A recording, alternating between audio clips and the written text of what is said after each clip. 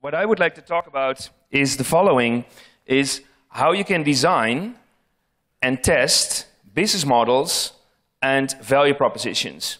And what is so exciting about this is that if you do that properly, you will really save a lot of money.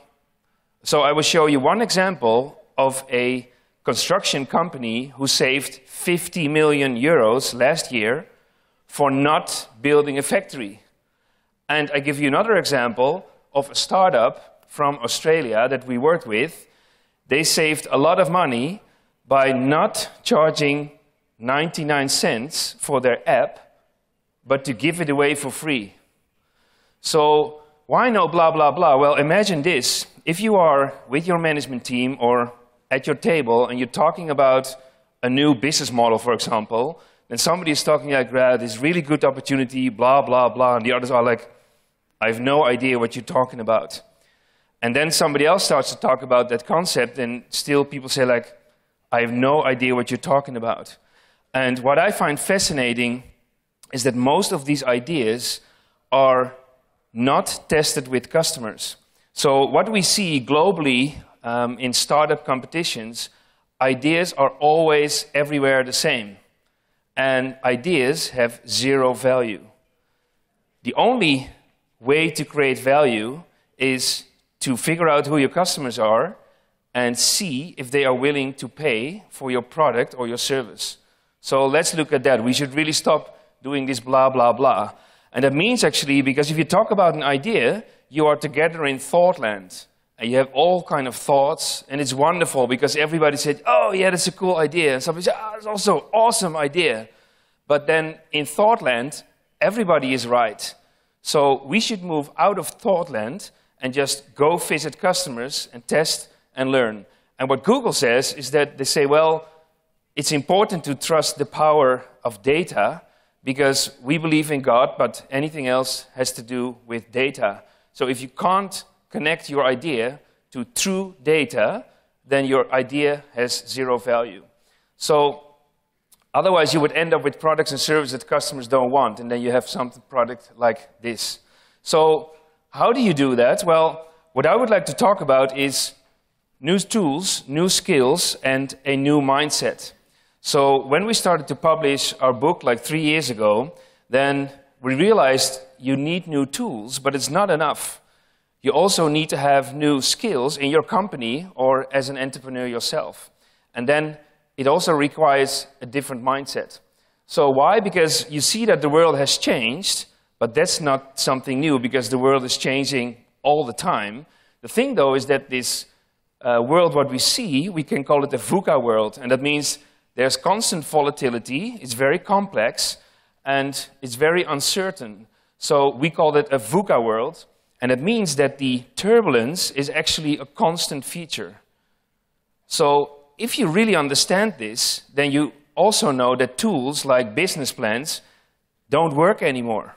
And why? Because if you start to write a business plan, it will take you 3 to 6 months to write it down. Nobody will read it, and it's all blah, blah, blah. Because it's all about ideas. And it helps you to execute your business, to say like, well, this year we execute this because we know our customers, we know what we offer. But if you would like to create new ideas, then a business plan is not the right tool. And I show you 2 tools that you can use today and that you will practice also together with Alar and his team to practice this at your table. So before I do that, the question is, okay, so how can you grow? And the question what you need to ask yourself, where is value created? And what you see is that value creation is something completely different 15 years ago from now, and it will be different in the next few years. So you need to ask yourself, how can I add value with my business, but how can I add value for my customers at the same time? So right now I'm going to talk about new tools, and I see that the slides are a little bit crazy, but maybe it's to do with the venue. The Business Model Canvas. Had everybody heard about this tool, the Business Model Canvas? Who's familiar with that? Not many.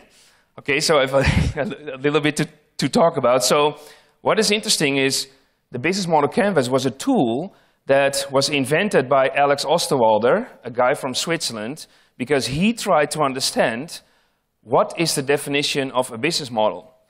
And we figured out a lot of people were talking about it, but it was a lot of blah, blah, blah, and we didn't have a definition for that. So this is the definition.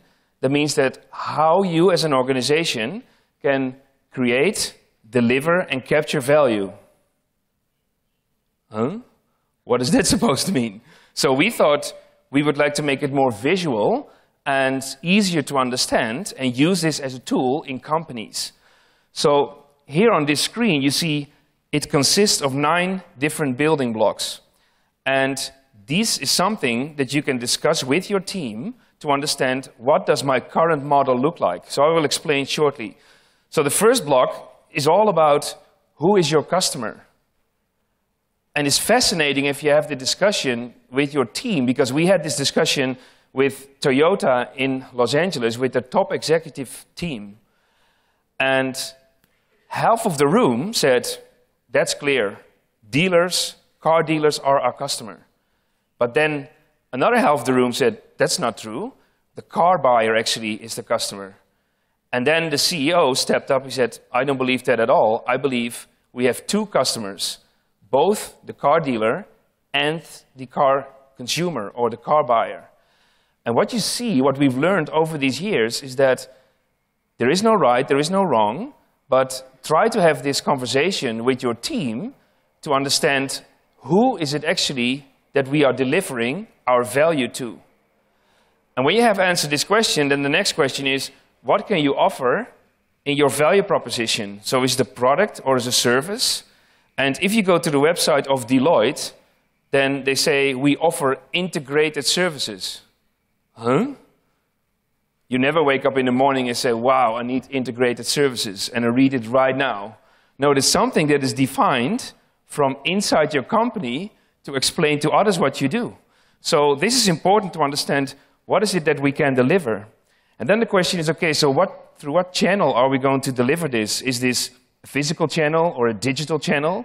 So you heard from Christian that he's doing everything online and digitally.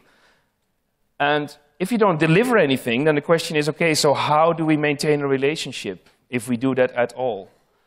And if you see that you're able to create value, then the next question is, how are we going to convert this into money? So what is our revenue about? So this is the right-hand side of the model. And if you operate this business model, you need to ask yourself, what are the resources that we need? So what kind of teams, what kind of brand do we need? What kind of activities do we need to perform? And maybe we need partners in order to do this. And then there is a cost to it. So you see that there are 9 building blocks explaining how you today add value for your customers. But I thought, let's show you an example. So if you would like to use this tool, you can go to Business Model Generation website, and here you see the book that we published that sold like 1 million copies. And I would like to show you one example that you're going to talk about today with one of the guys from Spotify. So these are the founders of Spotify, Martin and Daniel. And let's see what the business model looked like at the start. So if you think about the music industry 15 years ago, they had the best business model you can ever imagine. Why? Because you only wanted to buy 2 songs, but you needed to buy the whole record. So they made a lot of money at that time. But then when people started to share information and also music on the internet, then piracy came, and Spotify thought the way record companies add value to customers should really, really change. So they thought, we really would like to offer all the music that you can listen to in a legal way for free. Okay, so what would that model look like? Well, they said our customers are global music fans all over the world. We offer streaming music, and you can listen through the internet and your laptop, and then it's for free. But that's fascinating. If you have something that you offer in your business for free, you know somebody has to pay. So they thought the advertisers will actually pay because we give them online, when people listen to music, advertising opportunities, and they pay advertising fees. So that was how they made that model feasible for the short period of time. And then here, what they also thought is, maybe we can change customers who use our stuff for free into paying customers. So here they said, if you would like to listen through mobile or more than 10 hours a month, then you need to pay a subscription fee. And this was very smart because not many companies have been able to transfer their free offering into a paid offering. And Spotify is one of the first companies, and we call that free drives paid. And why? Because this advertising is so annoying that at some point you really would like to pay so you don't get this advertising anymore. And when you look at the left-hand side, they need to run the platform, and today Andre is going to talk about that. It's a very unique technology that they had, and that's why they are successful. They have licensing agreements, and also they need to make sure that they can play the music from these right holders and music artists. And then you see they needed to pay royalties, salaries, and bandwidth costs. So I use the example of Spotify to explain that you can use a tool like a business model canvas to understand how do we add value today. And that's important because today you're going to also innovate on your model, and that's useful if you understand your model first. So we thought, what would it look like if we visualize this business model? And that looks something like this. So here you see also free drives paid. So this is the first tool I talk about. But what we found over the years is that hardly companies really know who is their customer and what are they willing to pay for. So even though the book was a success, Alex and Eve, the author, said, we would like to focus on the right-hand side to create a new tool that people understand who are customers and what can we design to add value for them. And that's what we call the value proposition canvas. So it's all about this part. And first it's about observing customers and then design a value proposition that they're willing to pay for. So what is interesting about this tool is that it goes beyond the notion of a product or a service. And why?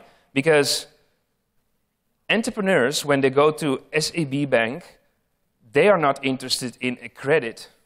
Yeah, they need it, but their real job, their real problem is something else. So the real problem might be that they need to pay their salaries and they can't afford it right now. They need to grow their company. So what we are interested in is what are the real jobs that customers are looking for. And I find it fascinating when you start to have that conversation. You have different conversations with your customers, and you can design different value propositions. So I would like to show an example of Tesla so that you understand how you can use this tool. And this notion of job to be done came from Clayton Christensen. He's a professor in the University of Harvard, and he said, I believe the job to be done is the real way to understand customers. And you're going to practice this today also to really understand what is the problem that you solve today for your customers. And here the focus should be on what customers are trying to get done instead of the products and services. So this is a Tesla car. Are Tesla cars popular in here? Anybody who has a Tesla car? No? In Holland it was very popular, but then they started taxis to drive Teslas, and now it's not so popular anymore. So if you look at jobs to be done, it was very hard for electric cars to be sold in the market. And I think that Tesla did a better job. Why? Because they understood customers much better. So they said, it's not only about commuting to work, but it is also about personal mobility, but it's also about showing that you're successful. So it goes beyond actually commuting back and forward to work.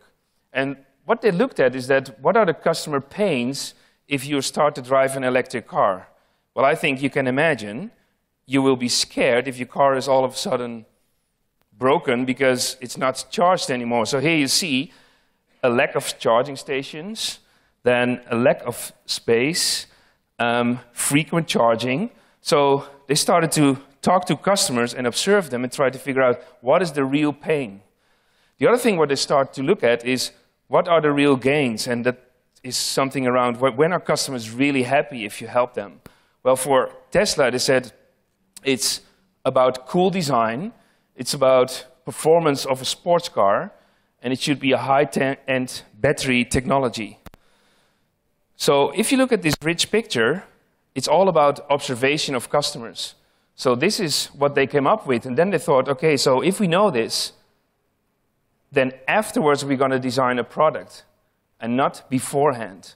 So when they started to design, they started to use not this specific canvas, but they started to think, okay, so what are the products and services that we can offer? So first they said, we offer this Model S with an 8-year battery warranty and different options, but if you look at the pain that customers have, how can we take away the pain? And here they said, well, they need to have like a, if we look at the pain, we would like to solve that to offer a bigger car and also to have a range of 350 to 400 kilometers. Otherwise, people really are not interested in buying this car. And when you look at the gain, how products actually can create much better customer satisfaction, they said, well, we should focus on style, design and style, and also this big screen, what's in the middle of the car. So this is an overview of a tool that helps you not to just design a product that customers don't want, but first to observe who are these customers, what are their pains, what are their gains, and how can we design value propositions that customers are willing to pay for. And then we have a fit. So that means that in the end you need to look for a couple of fits. Like one is it's called the problem solution. So do we see a problem that customers really care about?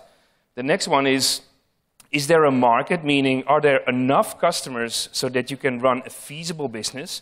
And then the third part, do you have a business model to execute so that you can really run a company? That actually was discussed also with Aller and these two companies. So this is all around new tools, but what we learned is that it's not enough. So you need also skills in order to understand how to apply this. So let's look at the skills. One of them is prototyping. Well, what does prototyping mean? Well, it means that you should create multiple alternatives for customers to see if they are willing to buy these products. So it means that you can really build something quick and then test it in the market.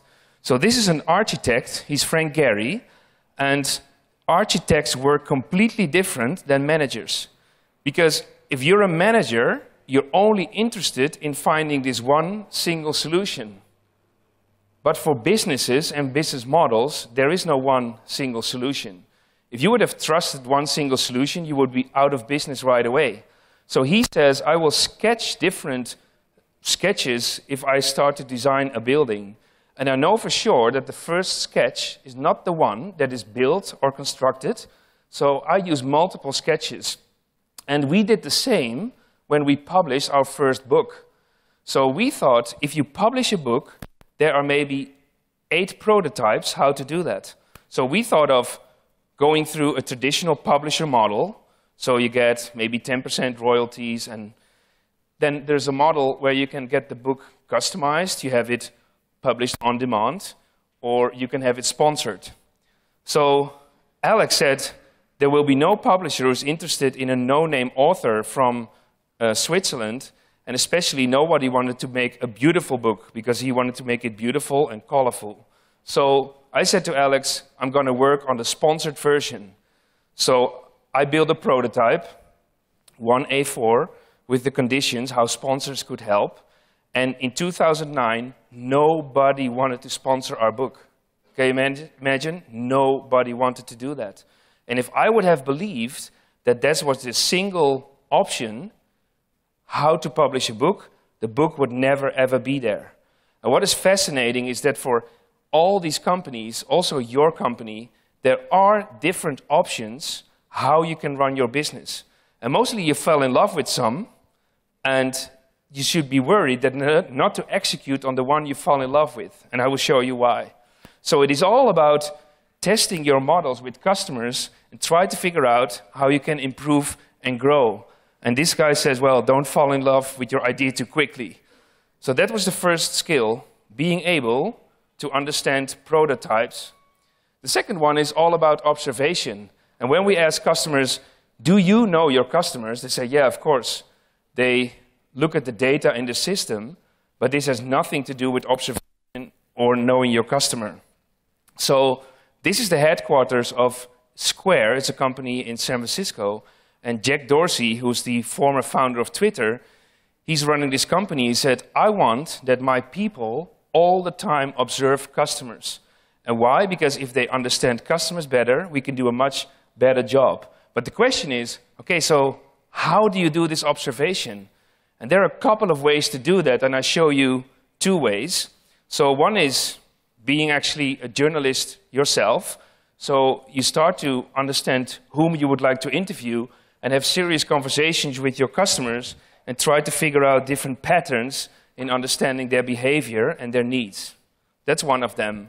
Another one, which we use much more often with customers, is that we start to work with them. So we have co-creation sessions, or we're going to shadow them for a day, so study their behavior, or even we stay with their family at home. And one company in Silicon Valley, it's called Intuit. It's a financial software company. This lady, Kathleen, she says, I sleep with my clients. Wow. It's also a different skill, isn't it? And what she means is that she said, I would like to understand how entrepreneurs use our software. And just by sleeping with them, or staying at their home, she realized that they only operate this software in the evening. So there's no point to have a call center or people available during the day. So she said, I'm really interested to see what their problems are and try to solve them. And this is interesting to do that, and it's not costly. You can just focus with your own team to see what would happen if we do this systematically and what will we learn. So that means, because if you design a business model or a value proposition, it's just stuff on paper, and it's all blah, blah, blah. And you need to figure out what is my assumption, or what is the hypothesis, and how am I able to test that? So you need to test them, and that's the third skill. How are you able to test and learn? And this is a very young field in business. It's not practiced for a long time yet, so there's not too much available, still some. So I will show you an example what you could do. So this whole notion of learning and testing comes from lean startup. Startups in Silicon Valley do this a lot, and they say, well, if we don't test and learn, there's no point building stuff that customers don't want. So Alex, in a new book, it's called The Value Proposition Design, he said, we can just create a test card to understand how can you do these tests yourself. So make sure that you know what your assumption is, make sure how you would test that, measure, and what you will do if your assumption is right. A little bit fake, so I thought maybe give you an example. So you can test not only the circle, also the square, and here also the rectangle. So your business model, value proposition needs to be tested.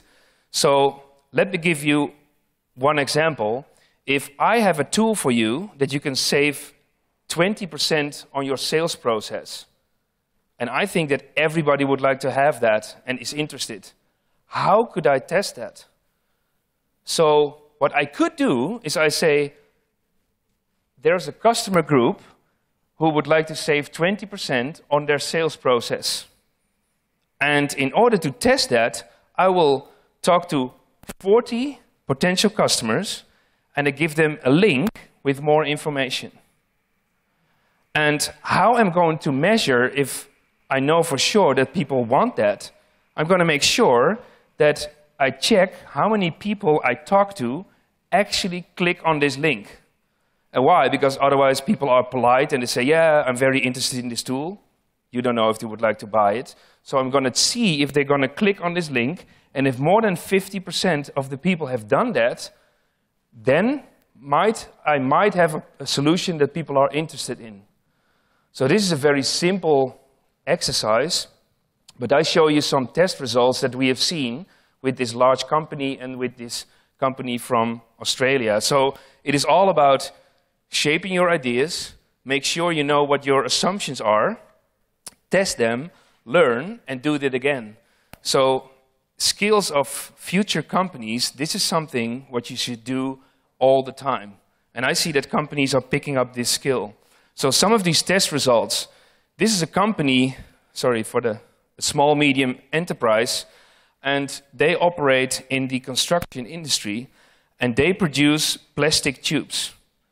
And the CEO, he wanted to conquer the market in Turkey, and he said, right now we are number 6, and I want to grow to the number 1 position in that market. So he asked his sales team to come up with a plan. And you know what they said? Let's build this factory of 50 million. And why? Because then we have the same capacity as the number 1 in the market, so we make sure we can sell to all these customers. And of course, this is blah, blah, blah. But McKinsey wrote a report that showed in this market there's a huge potential with all kind of data. It was this thick report, and that feels very comfortable. If you are the CEO and you would like to build this factory, you have friends with the construction company because they love to help you. You build something that feels very cool. So building a factory is very satisfactory. However, it doesn't help you to get to customers. So we said there's no proof. We should do the other way around. So we first designed a different solution to figure out if we could sell this to plumbers. And we thought if we have a website where you can pre-order your tools, and you can get them ordered wherever you want. They put that overnight in your truck, and the next day you can take it to the construction site. And this works very well in the UK. So I fell in love with this idea. So we thought we need to observe and go out to the market and talk and work and live with these plumbers. So we did a whole safari for 3 weeks. We visited 400 plumbers. And these were some of the pictures that I was allowed to share. So what you see is that this is the distribution center, and this is the way they construct at the construction site, which was a disaster when the CEO saw this, because if you don't connect these pipes, then it will be broken if the concrete is put in there. So what we learned actually is that it's not about online. And why? Because out of the 400 plumbers, only 50% had a mobile phone, and 10% only had a smartphone. So they would never, ever order online their stuff. And the other thing what we learned is that it's all about education. And why? Because they had no idea to do this properly, and they didn't know how to use the right tools. And what was interesting is that they go to the distribution center to drink tea, not coffee, because they would like to understand what are the new jobs that are going around in this market. So it's all about education, and we figured out that we wanted to set up an academy for plumbers, which in the end only costed 150,000.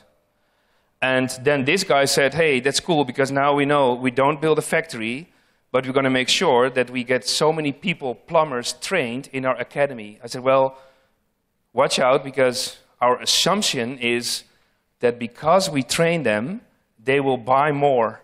And that's still what we need to test. But we saved 50 million, and now you see that sales is going up slightly and step by step.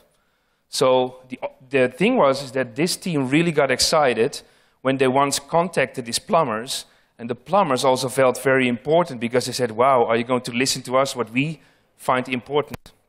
Another example of a startup, and what we designed with the startup is an idea to build an app and to charge 99 cents. And what was this app about? You could go to any bar and buy a credit of $100 and show a code, and then your tap would be opened at the bar, and you can buy as many drinks until $100 is gone.